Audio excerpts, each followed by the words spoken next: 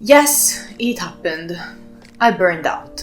I knew that I had been stressed for a while, but I kinda just ignore it to the point that I couldn't really ignore it anymore. To why I burned out, how I realized that I was burned out, and what I am going to do about it, I'm going to get in a sec. First, for those who don't know me, hi, my name is Bri, I'm a pre-qualified psychologist, and yes, even psychologists do burnout. Actually, healthcare professionals are those highest risk of burnout due to the demands of their jobs and the emotional strains that their jobs carry with them. But luckily, since I am a psychologist, I know quite a bit about stress, about burnout, and I know exactly what I'm going to do to take care of myself just to get through this tricky time. I decided to talk about this in a video in case it might be helpful to someone. So if you are in a very stressful time of your life and you think you might burn out or you have burned out already, hopefully this video will give you some idea on what to do just to recover and take care of yourself. So without further ado, let's get into it.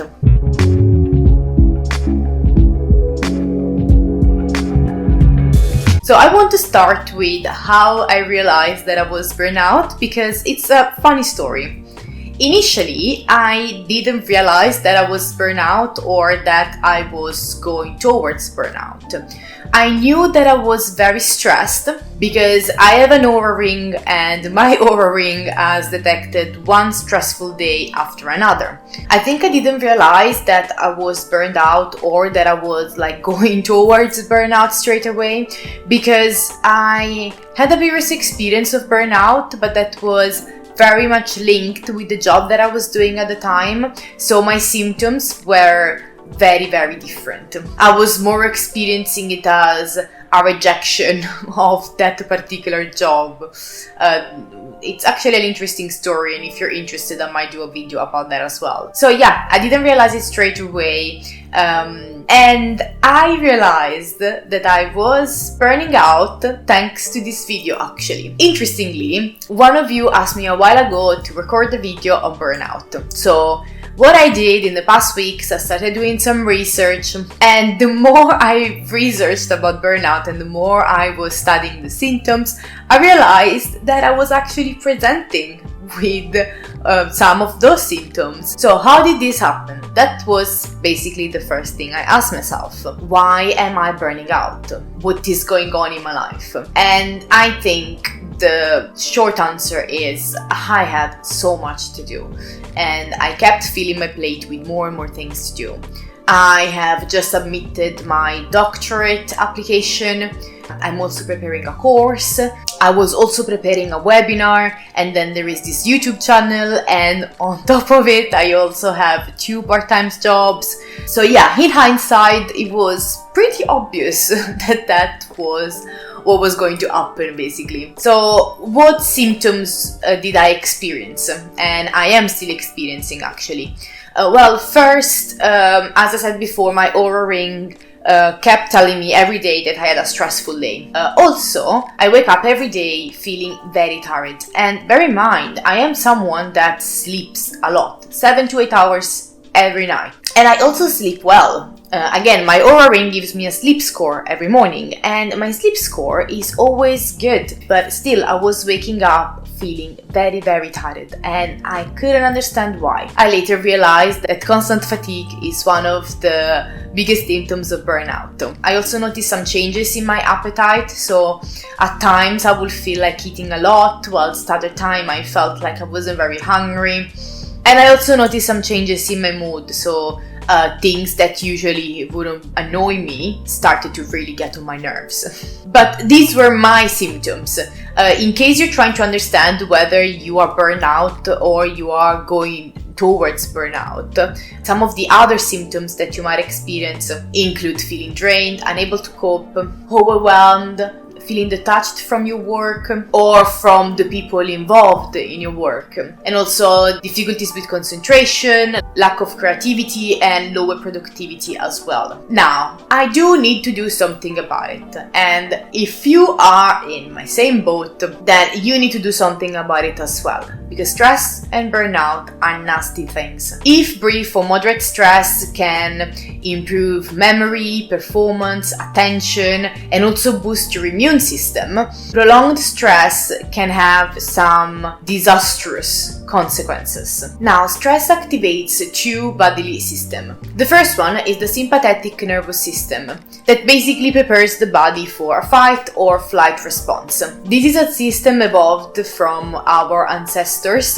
Whenever our ancestors saw something that was dangerous, such as a lion or human enemies, for example, this system would activate and it will enable them to react to the danger. So either by running away or by fighting against it. Unfortunately, our brain is not able to recognize whether there is an actual threat to our life, so it still activates the same brain mechanisms that were activated for our ancestors. The second system that is activated is the HPS axis, formed by the hypothalamus, the pituitary gland, and the adrenal cortex. These three basically release cortisol and adrenaline, that are considered to be stress hormones, that basically increase your metabolic activity and elevates blood levels of sugars and other nutrients, again to get your body ready for possible action. However, the prolonged activation of these two systems could affect brain function such as memory, focus, and even emotion regulation. For example, high cortisol levels were actually found to damage the hippocampus, so this potentially might mean that stress could impact our memory over the long term and might lead to mental health conditions such as Alzheimer's disease. In addition, in response to a stressful experience, our body increased the production of something called killer cells. So these are basically cells that help fight illnesses.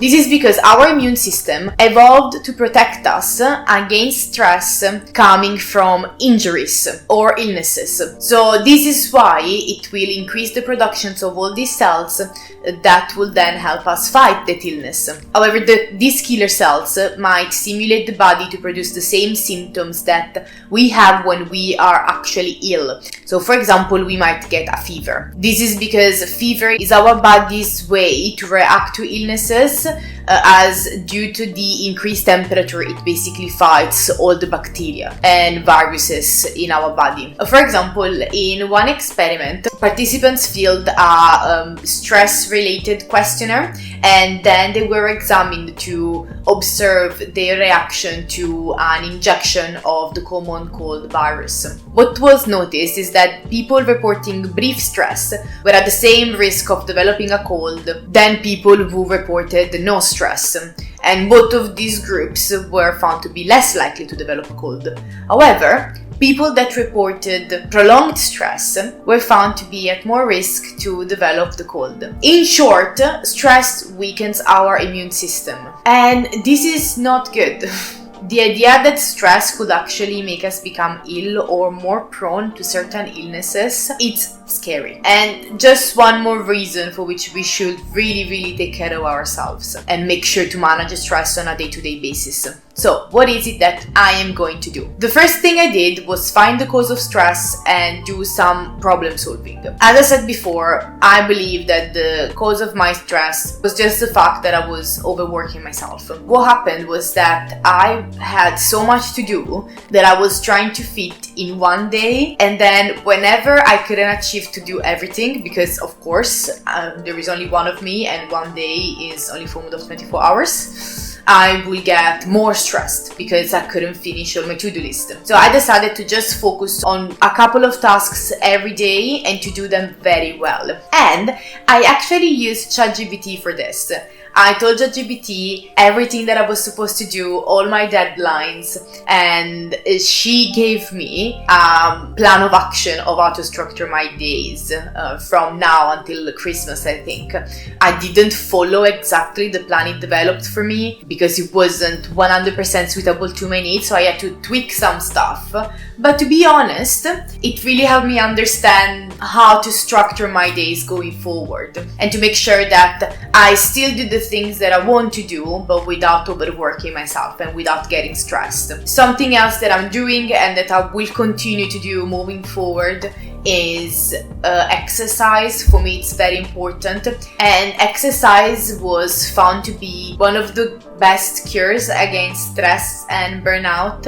In the book Burnout, The Secret to Solving the Stress Cycle, Emily and Amelia Nagoski developed the idea of closing the stress cycle. Basically, when our ancestors saw a stressor, such as a dangerous animal or enemies, their fight or flight system would activate, as we saw before, and they will therefore implement some sort of action to either fight or flight against the stressor. The physical action enabled them to close the stress cycle. So what Emily and Amelia Nagoski say is that physical exercise can help us close the stress cycle. So if you want to close your stress cycle, run, swim, lift some weights, dance to enable your stress level to reset. I personally exercise 4 to 5 times a week. In general, I engage in physical exercise that I truly enjoy, and that makes working out less of a chore. Now I just truly enjoy it. I enjoy working out because I found those activities that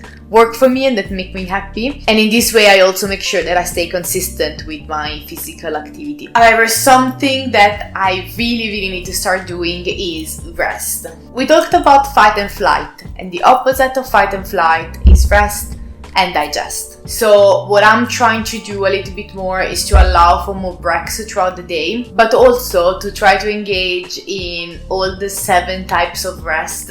I talked about this in a dedicated video. If you haven't watched it, I'm gonna leave it somewhere here. But the idea is that there are 7 different types of rest, and ideally we should engage in all of them to make sure that we feel properly rested. So what I would like to do is to spend more time away from screen, so journaling or reading, spending more time outdoors. I'm trying to meditate more consistently and for longer. I would usually meditate for only 1 or 2 minutes, but I'm really trying to increase my meditation time. I would like to introduce yoga into my workout routine to enable for some active physical rest. The 4th thing I'm going to do is connect with people. Studies found that social support is one of the most powerful ways of coping with stress. For example, a study recruited happily married women and gave them some moderately painful shocks to their ankles. The women that during the procedure were holding their husband's hands showed reduced brain responses in reaction to stress. Holding the hand of an unknown man reduced the responses a little bit, whilst women that were alone had very high reactions to the stress. So what I want to do is to spend more time with my partner, spend more time with my friends, maybe call my family a little bit more, and just stay in touch with people. That will really help in reducing stress levels. And finally, the last thing I want to do is to incorporate mindfulness into my everyday life. And I did mention meditation, but actually even other of the activities that I mentioned before, such as reading, journaling, swimming, all of these activities are a way to incorporate mindfulness into your everyday life, as mindfulness just means staying in the present moment and pay attention to what is happening in the present moment. By the way, if you want to know how to incorporate mindfulness into your everyday life, I made a whole video about that, and I'm going to leave it somewhere here. This will help in 2 ways. Firstly, I can get very stressed thinking about all the million things I have to do in the future, all the things I didn't do yesterday, and I think some people may resonate with this. And mindfulness brings your attention to the present moment, and you're only allowed to think about the here and now. So by focusing on the present, my mind won't go on what I didn't accomplish and what I need to do. I will just focus on what I need to do in this specific moment right now. And also, mindfulness helps us being more aware of our bodily sensation. I think another reason why I wasn't really able to recognize that I was heading towards burnout was because I wasn't really paying attention to what my body was telling me. Mindfulness helps you connect with your body, and it will make you more aware of your bodily sensation so that you can notice in advance whether you might be heading towards a very stressful time or even burnout. So these are the things that I'm going to do in the following few weeks. Definitely reducing stress level is going to be one of my New Year resolutions. I am going to track my stress levels with my Aura ring, so I will keep you updated on my journey. And this brings us to the end of the video. I hope you found it helpful and valuable to some degree. It was less theoretical than I expected it to be and more based on my own experience and on practical things that you could do. So let me know if you liked it. If you did, you can leave a thumbs up. Also, you can let me know in the comments how you manage stress and whether you have some tips on things that I can do to manage my stress level that maybe I didn't think about or I didn't mention in this video. Finally, if you're interested in learning more about how to use psychological tools to improve your life and support your self-development, then you can subscribe to this channel so that you don't miss any of my future videos. In the description box below, you will find my website, my socials, and a link to subscribe to my free newsletter. And that is really all for today's video, and I'll see you in the next one. Bye!